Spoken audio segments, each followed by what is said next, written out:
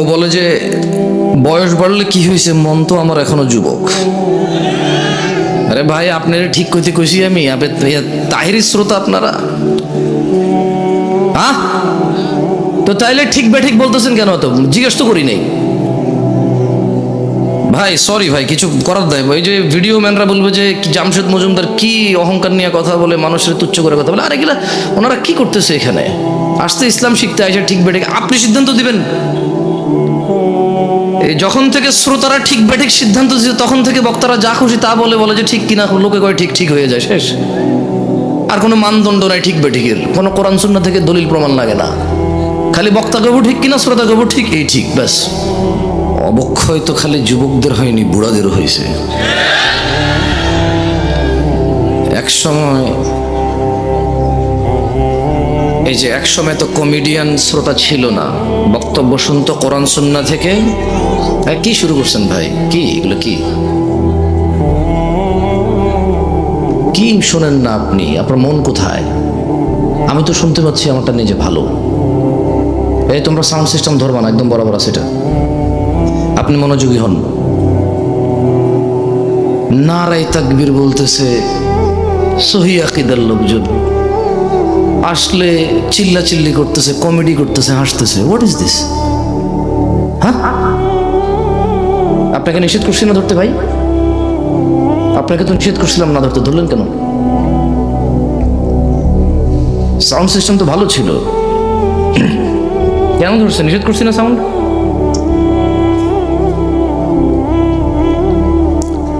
কি মানে হুজুররা এসা বলে ওয়ামাই ইউশরিক বিল্লাহ ফাকাদ দাল্লা দালালাম বাঈদা, যে শিরিক করলো সেই পথভ্রষ্ট হইল, শিরিক ছাড়া সব গুনাহ আল্লাহ মাফ করে দেবে, এজন্য যাতা শুরু করে দিয়েছেন নাকি? অবাক কাণ্ড। চেরাগের নিচে অন্ধকার। আজকে এই বক্তব্যে, যেহেতু গত 2-1 বছরের বক্তব্য দেই না বললেই চলে, তো এইখানে উপস্থিত হয়ে বুঝলাম যে চেরাগের নিচে আলো, এটার বাস্তব প্রমাণ। তামাশা করতেছেন আপনারা, হাসতেছেন, হুই হাই। লা হাওলা ওয়ালা কুওয়াতা ইল্লা বিল্লাহ। ইত্তাকু রাব্বাকুম ইয়া নাস, আল্লাহকে ভয় করেন হাক্কা তুকাতিহ, যেভাবে ভয় করা উচিত, হাক্কা তুকাতিহ। এই তোমরা সাউন্ড সিস্টেমটা তো আমি না করছিলাম তোমাদেরকে, আগে যেরকম ছিল শুরুতে ওই সেটিংয়ে নিয়ে যাও। আমি উঠছি যখন, যেই সেটিংটা ছিল ওইখানে নিয়ে যাও। বিরক্ত লাগছে এখন, এটা কানের মধ্যে এসে লাগতেছে। আর শ্রোতারও দোষ নাই। কি হাসির কি হয়েছে এখানে? কি হাসি মানে কি? হাসতেছেন কেন আপনি? বুঝতেছি না তো। আপনারা বললেন সাউন্ড বাড়াইতে, উনি সাউন্ড বাড়াইছে, এখন কা করে খালি এটা। বিসমিল্লাহ। ঠিক আছে ঠিক আছে, বিসমিল্লাহ। তো যুবকের অবক্ষয় নিয়ে কি কথা বলবো? সবাই এখানে বিগড়ায় আছে, নিজ নিজ মনোকামনায়, নিজ নিজ পছন্দ অনুযায়ী। যে তারপরও যুবকদেরকে নিয়েই বলি, কারণ 50 বছরের পুরুষও নিজের যুবক মনে করেই পরকিয়া করে, বুড়া মনে করে না। ও বলে যে বয়স বাড়লে কি হয়েছে, মন তো আমার এখনো যুবক। আরে ভাই, আপনারা ঠিক কইতে কইছি আমি, তাহিরি শ্রোতা আপনারা। হ্যাঁ, তো তাইলে ঠিক বেঠিক বলতেছেন কেন? তো জিজ্ঞেস তো করি নাই ভাই। সরি ভাই, কিছু করার দেয়। ওই যে ভিডিও ম্যানরা বলবে যে জামশেদ মজুমদার কি অহংকার নিয়ে কথা বলে, মানুষের তুচ্ছ করে কথা বলে। আরে এগুলা ওনারা কি করতেছে এখানে? আসতে ইসলাম শিখতে আইসা ঠিক বেঠিক আপনি সিদ্ধান্ত দিবেন। যখন থেকে শ্রোতারা ঠিক বেঠিক সিদ্ধান্ত দিচ্ছে, তখন থেকে বক্তারা যা খুশি তা বলে যে ঠিক কিনা, লোকে কয় ঠিক ঠিক হয়ে যায়, শেষ। আর কোনো মানদণ্ড নাই ঠিক বেঠিকের, কোনো কোরআন সুন্নাহ থেকে দলিল প্রমাণ লাগে না। খালি বক্তা গবু ঠিক কিনা, শ্রোতা গবু ঠিক, এই ঠিক, ব্যাস। কতক্ষণ বললে নেশার বিষয় বলে শেষ করা সম্ভব? আর আমি বা কতটুকু জানি কতটুকু অধঃপতন হয়েছে। যুবতীর বেপরদা, পর্দাহীনতা, এইটা নিয়ে যদি কথা বলি তাহলে কতক্ষণ বলা সম্ভব? কতটুকুই বা বলার জ্ঞান রাখি? উলঙ্গ থেকে মানুষ বেপর্দা থাকতো, তারপর মানুষ জামা কাপড় পরলো, ওগুলো পরে এখানে সেখানে এমন ডিজাইন করছে উলঙ্গর চাইতে বেশি ভালগার দেখা যায়। তারপর কিছু মানুষ বোরখা বানানো শুরু করলো, স্ট্রবেরি কালার, পিঙ্ক কালার, বুকের সামনে ফুল, নাভির নিচে ফুল, কোমরের মধ্যে পিতা দিয়ে টাইট করে বান্দা দিয়া হাত এভাবে তুইলা মেয়েরা মাদ্রাসার হাঁটে। এখন তো যুবতীর, আমার বোনের বেপরদা নিয়ে কথা বললে কতক্ষণ কথা বলবো আর কতটুকুই বা বলা সম্ভব, আমি বা কতটুকু জানি। যুবকের অবক্ষয় নিয়ে কথা বললে রাস্তাঘাটে কোন মেয়ে ছক্কা লুডু খেলে না, সবগুলা যুবকরাই তো খেলে। রাস্তাঘাটে যুবতীরা সিগারেট, গাঁজা, ইয়াবা সেবন করে বেড়ায় না, যুবকরাই করে। এখনো সিনেমা হলের টিকিট যুবক যুবতীকে ফুসলায় ফাসলায় 2টা টিকিট কেটে নিয়ে যায় সিনেমা দেখতে। এখনো জানার সমস্ত বিল যুবক ভরে। রাস্তাঘাটে মারামারি, গালিগালাজ, এগুলো যুবকরাই করে, পুরুষরাই করে। আবার আল্লাহ থেকেও আদিষ্ট হয়েছে প্রথমে নিজের চক্ষু অবনত করে লজ্জাস্থানের হেফাজত করতে। সেই যুবক কিনা বেপরদা মহিলার দিকে তাকিয়ে থেকে ফেসবুকে পোস্ট করে, মাইক হাতে বেয়ে কথা বলে, জায়গা জায়গায় সমালোচনা করে, সমাজটা নষ্ট হয়ে গেছে, নারীরাই নষ্টের মূল, বেপরদা চলে, সব ছেলে নষ্ট করে দিছে। অথচ ও ল্যাংটা হাঁটলেও পুরুষের জন্য আল্লাহর পক্ষ থেকে আদেশ, নিচে তাকাবে তারপরে হাঁটবে। ও নিচে তাকাবে না, নিজেরটা মানবে না, আরেকজন মানে নাই সেটার সমালোচনা করে বেড়ায় যুবক। এখানকার যুবকের ধারণা পর্দা মানে হচ্ছে মহিলা, পর্দা মানে মা, বোন, স্ত্রী, কন্যা, দাদি, নানি, ফুফি, খালা। পর্দা মানে মহিলা। যখন তারা পর্দাকে এভাবে খ্রিস্টানদের মতো, ইহুদি নাসারাদের মতো যখন পরিবর্তন করতে শুরু করলো পর্দার মিনিং, তখন আল্লাহর আযাব এদের উপরে চলে আসছে। এদের মহিলারা বলতেছে যে আরে পর্দা কি পোশাকে আছে নাকি, মনে হলো পর্দা।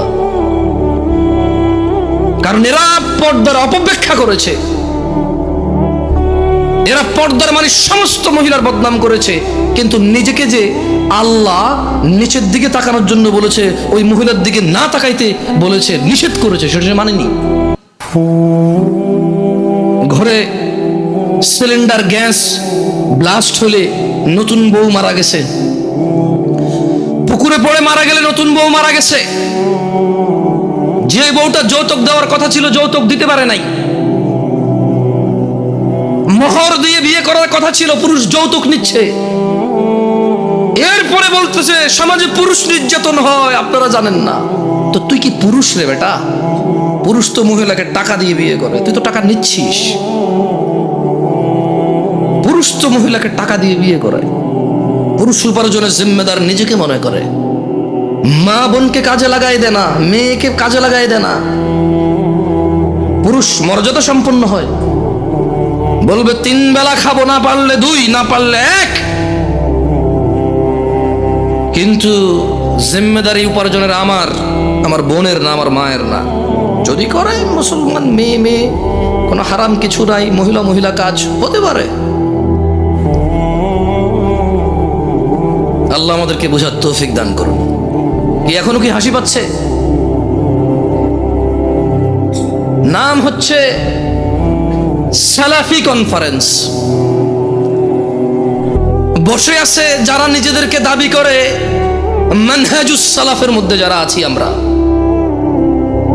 মানহুমুস সালাফ, সালাফকে আসহাবান নবী সাল্লাল্লাহু আলাইহি ওয়াসাল্লাম, নবী সাল্লাল্লাহু আলাইহি ওয়াসাল্লামের সাহাবারা হচ্ছে সালাফ। আমরা বলছি আমরা ওদের অনুসরণকারী, আর বসে বসে কমেডি করি এখানে এসে। আল্লাহ আমাদেরকে বোঝার তৌফিক দান। সরি, আপনার মনে কষ্ট নিয়েছেন আমার কথায়? দুঃখজনক। এই শীতের মধ্যে এত কষ্ট করে বসে আছেন হাসি তামাশা করার জন্য, মোবাইলে কমেডি দেখেন, এখানে বসে আছেন কেন? মনে রাখতে হবে যুবক ভাই আমার, বর্তমানে আমাদের যুব সমাজের অসংখ্য সংকট, অসংখ্য সমস্যায় জর্জরিত আমাদের সমাজ। এর মধ্যে নাম্বার 1 আর নাম্বার 2, কোনটা 1 নাম্বার কোনটা 2 নাম্বার এটা বলা কঠিন হয়ে যাবে। নেশা আর জেনা, জেনা 1 নাম্বার নাকি নেশা 1 নাম্বার এটা বলা কঠিন হয়ে যাবে, এমন ব্যাপক হারে হয়েছে। ছেলে জেনার সম্পর্ককে প্রেম বলে, ভালোবাসা বলে। ছেলে জেনার সম্পর্ক কন্টিনিউ করে কেন? বিয়ে করবে আশ্বস্ত হয়ে। সে জেনাকে হালাল মনে করে নিয়েছে, কারণ সে মনে করে ওই মেয়েকে সে বিয়ে করবে, এই জন্য তার জন্য এটা হালাল মনে করে সে। অথচ সে ভুলে যায় সে মারা যেতে পারে। সে ভুলে যায় ওই একই মেয়েকে বিয়ে করলো, বিয়ের আগের সম্পর্ক হারাম হারাম বলেই থাকবে লিপিবদ্ধ।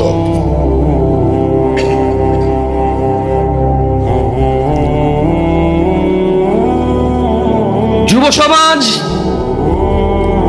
মাদকের মরণ নেশায় মেতে উঠেছে।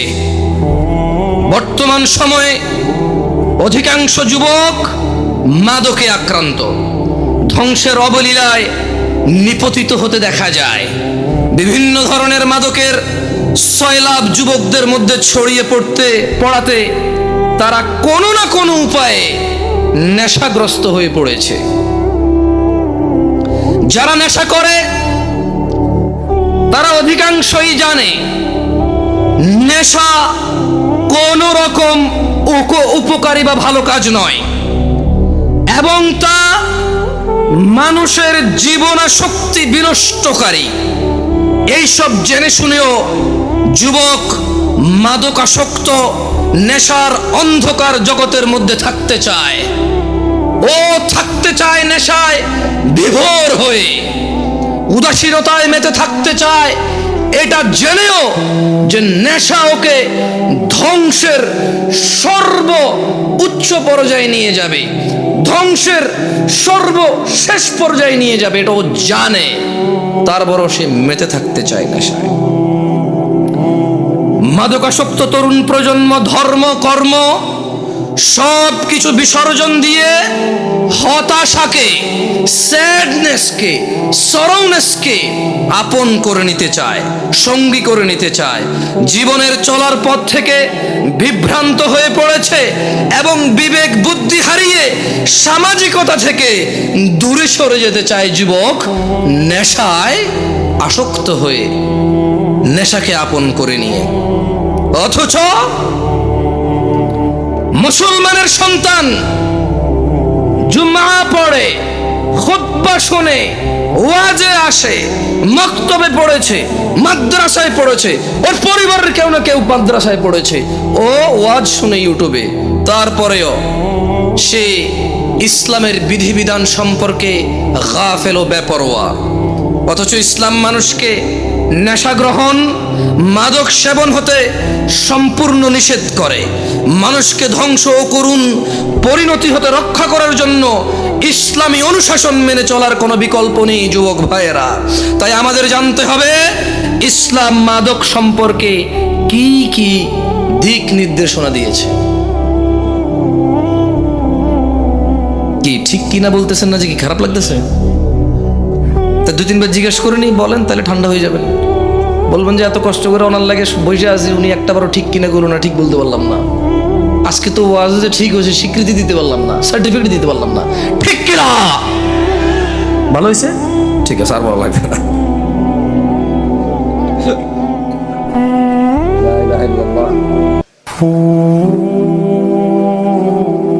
দই জমান ভাই, মানুষ জমায়েন না, ওয়াজ জমায়েন না, ওয়াজরে জমতে দিয়ে না, জমে গেলে তো বসে যাবে, শেষ। আমি চাই ওয়াজ না জমুক, ওয়াল্লাহ আমি চাই শ্রোতা না জমুক, ওয়াজ না জমুক। আমি চাই আল্লাহর এই পৃথিবীতে কত নবী রাসূল প্রেরণ করেছে যাদের উম্মত খুবই অল্প সংখ্যক, কিন্তু তারা অসফল নয়। অ্যাজ এ নবী এবং অ্যাজ এ রাসূল আলাইহিমুস সালাম আজমাইন তারা অসফল নয়। আমি জামশেদ মজুমদার কখন এটা বিশ্বাস করি না এত বড় প্যান্ডেলে এত মানুষ থাকলেই কল্যাণ। আমি বিশ্বাস করি man to man, eye to eye. একজনের সামনে বসে আছি, কথা বলতেছি, ও কানেক্ট হয়েছে, ও বুঝতেছে আমি কি বলছি, ও মেনে নেওয়ার পক্ষে উদ্বুদ্ধ হয়েছে এবং চেষ্টা করতেছে মেনে নেওয়ার জন্য। আমার কাছে এইরকম এত পরিমাণ শ্রোতার চাইতে ওই একজন অনেক বেশি মূল্যবান, যে নিজেকে সংশোধন করার জন্য শুনে। যে সংস্কৃতি মাহফিল একটা বাৎসরিক সংস্কৃতি আদায় করতে আসে না, যেদিন শিখতে আসে সে আমার কাছে বেশি মূল্যবান। যাই হোক, ইসলাম মাদক সম্পর্কে আমাদের যে দিক নির্দেশনা দেয় তা সম্পর্কে জানা অত্যন্ত জরুরি। আপনার কি মাইকটা কি আবার চেঞ্জ করছেন সাউন্ড?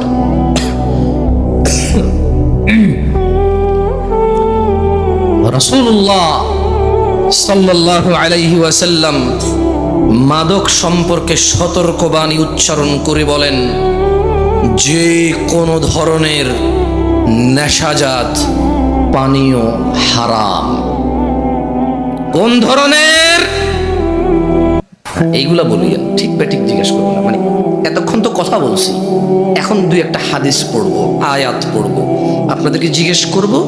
যেটা জিজ্ঞেস করব ক্লাসে যেমন শিক্ষকরা ছাত্রদেরকে পড়ায়া জিজ্ঞেস করে, ছাত্ররা বলে, আমি চাই একটা হাদিস পড়বো, আপনাদের জিজ্ঞেস করব, আপনারা বলবেন। তাহলে কি হবে? আপনারা যখন বলবেন এটা আপনারা ইজিলি মুখস্থ করতে পারবেন, মনে থাকবে ইনশাআল্লাহ। আল্লাহ আমাদেরকে তৌফিক দান করুন, আমিন। তাহলে মুহাম্মদ সাল্লাল্লাহু আলাইহি সাল্লাম বলেছেন যে কোনো ধরনের নেশাজাত পানীয় হারাম। কয় ধরনের? কোনটা কি বাদ গেছে? টিকটিকির লেজ, ইয়াবা, গাঁজা, এগুলো তো হাদিসের নাম নিয়ে নাই, এগুলো হাদিসে নাম নিয়ে নাই। কিন্তু যেই জিনিসের নেশা হয় সেটা হারাম কে বলেছে? মুস্তাফা আলাইহিস সালাম। তিনি আরো বলেন, কুল্লু মুস্কিরিন খামর, নেশাজাত যে কোন দ্রব্যই মাদক, ওয়া কুল্লু মুস্কিরিন হারাম, আর যাবতীয় মাদকই হচ্ছে হারাম। ওয়ামান শারিবাল খামরা ফিদ দুনিয়া ফামাতা ওয়া হুয়া ইউদমিনুহা লাম ইয়াতুব, আর যেই ব্যক্তি দুনিয়াতে মাদক সেবন করে অতঃপর নেশাগ্রস্ত অবস্থায় মৃত্যুবরণ করে তওবা না করে, লাম ইয়াশরাবহা ফিল আখিরাহ, আল্লাহ সুবহানাহু ওয়া তাআলা আখিরাতে তাকে মদ পান করা থেকে বঞ্চিত করবে। তাহলে আমরা বুঝলাম আনার জান্নাতি ফল, আঙ্গুর জান্নাতি ফল, মদও জান্নাতি পানীয়। মদ কি? মদ কি? জান্নাতি পানীয়। তবে জান্নাতি পানীয় যে মদ, ওখানে নেশা নাই। বিশ্বে আমরা মানুষরা যে মদ তৈরি করি সেই মদের নেশা আছে। আর যদি নেশা না হয় এটাকে মদই বলা হয় না। বুঝে আসছে না? আসে নাই? ওটাকে শরবত বলে। কি বলে? যেটা খেলে নেশা হয় না ওটাকে কি বলে? আর যেটাই খেলে নেশা হয় সেটাকে কি বলে? মদ। আখিরাতের মধ্যে নেশা হবে না, কিন্তু ওটার নাম মদ। কেমন? আল্লাহ আমাদেরকে বুঝার তৌফিক দান করুন, আমিন। মানব সভ্যতার প্রতি মারাত্মক হুমকি সৃষ্টিকারী দেশের অন্যতম অভিশাপ মাদকাসক্তি। মাদক দ্রব্যের নেশার ছোবল এমনই ভয়ানক যে তা ব্যক্তি, পরিবার, সমাজ, দেশ থেকেই বিচ্ছিন্ন করে না খালি, বরং তা সমগ্র জীবন ধ্বংস করে দেয়। মানবতার মুক্তির কাণ্ডারি ইসলামই সর্বনাশা মাদক সম্পর্কে মানব জাতিকে সর্বোচ্চ সতর্ক করেছে। মানুষ যাতে মাদক থেকে দূরে থাকে তার জন্য মাদক সেবনে এই নেশাগ্রস্ত ব্যক্তির জন্য ইসলাম শাস্তির ব্যবস্থা করেছেন, ঘোষণা করেছেন, যাতে মানুষ আল্লাহকে পরোয়া করে, যাতে মানুষ জান্নাতকামীরা, জান্নাতের মনোবাসনা যাদের ভিতরে আছে, যারা জাহান্নাম থেকে বাঁচতে চায় যারা রক্ত পুজ খেতে চায় না, যাদের ইচ্ছা নেই মাথার উপরে আল্লাহ গরম পানি ঢেলে দেবে আর টকবক টকবক করে এটা উতরাবে, যাদের এমন ইচ্ছে নেই জাক্কুম ফল খাওয়ার, জাক্কুম কাটা খাওয়ার, যাদের এমন ইচ্ছে নেই হুতমাতে যাওয়ার, ওয়াইলে যাওয়ার, আগুনে প্রবেশ করার, ইসলাম তাদের জন্য ওয়ার্নিং দিয়েছে মদের বিষয়। কি বলেছে? কোরআনুল কারীমে আল্লাহ বলেছে, ইয়া আইয়ুহাল্লাযীনা আমানু, ও মুমিনগণ। তাহলে কি সবাইরে বলছে? সবাইরে বলছে। কারে বলছে? কারে বলছে? অমুসলিমদেরকে বলে নাই? irrelevant to them because they don't believe in Allah subhanahu wa ta'ala. তারা আল্লাহকে বিশ্বাস করে না, সো তারা আখিরাতকে বিশ্বাস করে না, জান্নাতকে বিশ্বাস করে না, জাহান্নামকে বিশ্বাস করে না। বলে যে আমরা দেখছি না তো এটা। অথচ তারা আলোকে বিশ্বাস করে দেখা যায় না, বাতাসকে বিশ্বাস করে দেখা যায় না। এরপরে আবার প্রতিবেদন আসবে, এই জমিন থেকে অন্য গ্রহে যেতে 10 লক্ষ কোটি বছর লাগবে। তুই কেমনে বুঝছস? তুই কি গেছস? যা ফিরে আসছিস বুঝছিস? হ্যাঁ, আমি গেছি, 10 লক্ষ কোটি বছর লাগছে আমার। তারা এগুলো বিশ্বাস করে। অবশ্য আমি বলছি না যে ভুল, তবে আমি সঠিকও বলতে পারবো না, কারণ কোনো একটা জিনিসের দূরত্ব বলার জন্য জরুরি হচ্ছে আমি ওই দূরত্বটা বুঝবো, গতিটা বুঝবো, ক্যালকুলেশন করবো যে হ্যাঁ এতদিন পরে যায় পৌঁছাবে। এখন একটা জিনিস 10 লক্ষ কোটি বছর দূরে, আমি কেমনে বুঝছি এটা 10 লক্ষ কোটি বছর? মানে আমি কিছু কি, মানে কোন একটা গতিশীল কিছুকে তো বানাইতে হয়েছে, বানায় মাপতে হয়েছে, এটা যদি এই গতিতে যায় তাহলে 10 লাখ কোটি বছর লাগবে। এখন এইটা এই গতিতে 10 লাখ কোটি বছর লাগবে কেমনে বুঝছি? ওই দূরত্ব তো আমি দেখতেছি না। তারা এগুলো বিশ্বাস করে। তারা জান্নাত জাহান্নাম বিশ্বাস করে না, বলে যে দেখছি না। অথচ ঘুমের মধ্যে মানুষ কান্না করে, কেন? সাপে কামড় দিছে। ঘুমের মধ্যে মানুষ ঘামায়া যায়, কেন? খাদে পড়ে যাচ্ছে। ঘুমের মধ্যে মানুষ হাউ মাউ করে চিল্লায়, কেন? ওর বাপ মারা গেছে, মা মারা গেছে। উঠে দেখে যে না, ও স্বপ্নে দেখেছে। ও ঘুমে কষ্ট পায়। ঘুমে কি পায়? কষ্ট পায়। সে জাহান্নামে যে আযাব আছে সে সেটা অনুভব করতে পারে না। বলে দেখি নাই। তাহলে আল্লাহ কাকে বলেছে? খেয়ে ফেলেছেন, চা নাস্তার ব্যবস্থা করেন, এরা তো ওয়াজ খেয়ে ফেলে। ইয়া আইয়ুহাল্লাযীনা আমানু, হে তোমরা যারা ঈমান এনেছো, ইন্নামাল খামরু ওয়াল মাইসিরু ওয়াল আনসাবু ওয়াল আজলাম রিজসুম মিন আমালিশ শাইতান ফাজতানিবুহু লাআল্লাকুম তুফলিহুন। ও আমার যুবক ভাই, মনোযোগ দিয়ে শোনো, তোমার রব কি বলছে। তিনি বলছেন, ও তোমরা যারা ঈমান এনেছো, নিশ্চয় মদ, জুয়া, প্রতিমা ও ভাগ্য নির্ণয়ক তীর হচ্ছে ঘৃণ বস্তু, শয়তানের কারসাজি। সুতরাং তোমরা এইসব বর্জন করো। কেন বর্জন করবে? লাআল্লাকুম তুফলিহুন, লাআল্লাকুম তুফলিহুন। মদ ছেড়ে দাও, লাআল্লাকুম তুফলিহুন।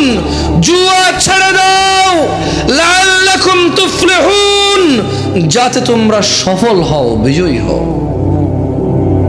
কোন মানুষ মদ খেয়ে, নেশা করে অথবা জুয়া খেলে সফল হবে না, ইম্পসিবল।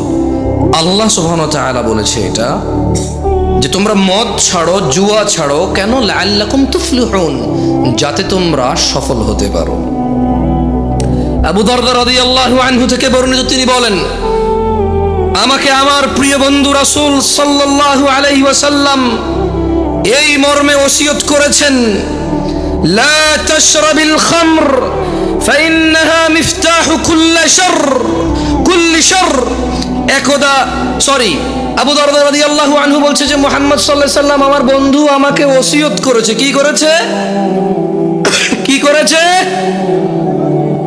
আপনারা ঠিক বলতে বলতে অভ্যস্ত তো, ওইটাই খালি বলেন, অন্য কিছু আর বলেন না। কি করেছে? ওসিয়ত করেছে।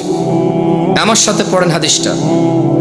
বলেন, আবু দারদা রাদিয়াল্লাহু আনহু থেকে বর্ণিত, না, জোরে বলেন। আবু দারদা রাদিয়াল্লাহু আনহু থেকে বর্ণিত, তিনি বলেন, আমাকে আমার প্রিয় বন্ধু রাসূলুল্লাহ সাল্লাল্লাহু আলাইহি ওয়াসাল্লাম এই মর্মে ওসিয়ত করেছেন, লা তাশরাবিল খামরা, ও আবু দারদা তুমি কখনো মদ পান করিও না, ফাইন্নাহা মিফতাহু কুল্লি শার, কারণ মদ, নেশা সকল অকল্যাণ, সকল খারাপ, সকল পাপের চাবিকাঠি।